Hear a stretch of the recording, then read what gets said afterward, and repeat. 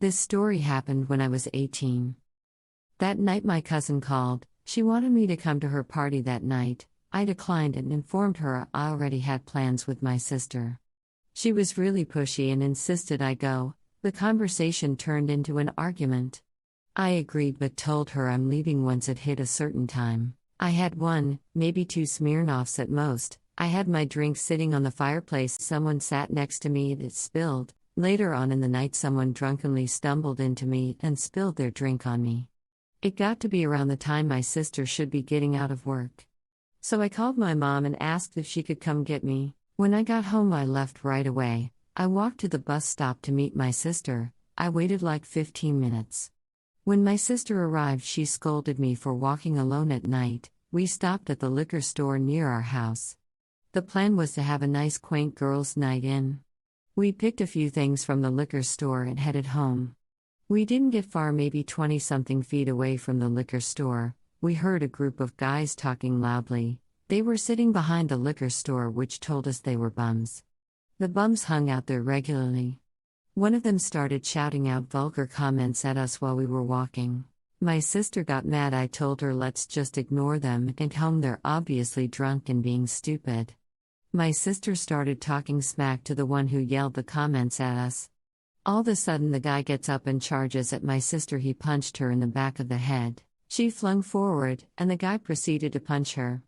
I rushed over and started punching the guy in the back of the head. He turned around to face me and started punching me in the face. It seemed like it lasted forever. My sister yanked him off me, then shouted, "Go get Dad." I ran across the semi-large parking lot across the street from our house. My nose was bleeding profusely. When I got to the front door I dug around in my hoodie pocket for our only house key.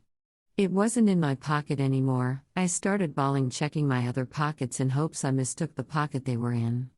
I definitely did not have the keys. I frantically banged on the door as hard as I could. The wood was thick and I didn't think my parents could hear me. Suddenly I heard my parents yelling about the key being gone, and not being able to get out.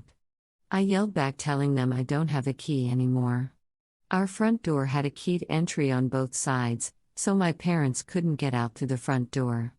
After my parents argued some, my dad hurriedly turned the window crank, opening it all the way. He climbed up onto the window ledge, which stood around 4-foot-something inches tall. He jumped out of the window into the bush. I then led him to where we were. My sister and the bum weren't in the same spot anymore. We were looking around when my dad spotted them and the keys. My sister and the bum were in a dark hidden area. He threw the keys to me. I was never a good catch and dropped them. He yelled for me to go back home and ran towards where my sister was. I got home and unlocked the door and let my mom out. She had already called the cops and they were on the way. We sat on the front porch waiting. She had me put my head back while I pinched the bridge of my nose. It hurt way too much and brought a tear to my eye to touch it. She brought me some tissue, and I just tilted my head back, and I held it over my nose. Soon after the police and ambulance arrived, a cop arrested the guy while another cop questioned me about the night, and he accused me of lying about how much I drank. It bothered me, but I understood why. After a while the ambulance took me. While in the hospital my cousin came to visit, and we conversated about the event. I had a neck brace and a broken nose. I had to wear the neck brace for a while just in case. I think I got sent home that same night, but I don't really remember for sure. We each had to write statements about the event to read in court. They had us put things in it that we wanted to say to the attacker.